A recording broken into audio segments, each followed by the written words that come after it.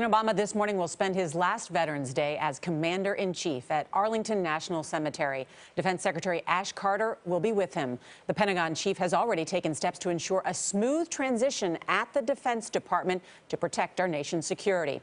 Only on CBS This Morning, I spoke with Secretary Carter in his first interview since the election. We just had an election. People are still talking about it. What was your message, though, to the Defense Department? Stay out of, we stand apart from politics.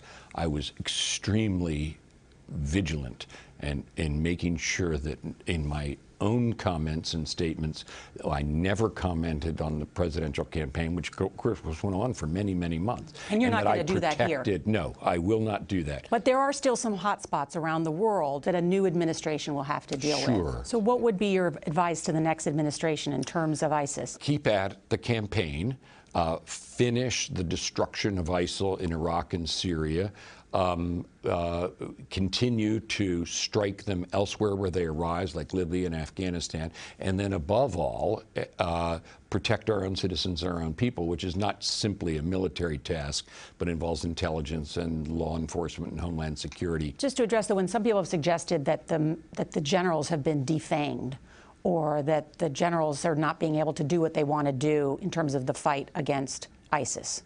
Our military officers, remember, by this time, after 15 years of this kind of campaign, are vastly knowledgeable about how to carry out counterinsurgency campaigns, carry out counterterrorism campaigns. So there's a vast reservoir of experience and wisdom and strategic thinking here. And, you know, one of my jobs as Secretary of Defense is always to make sure that professional military advice is made available to our policymakers.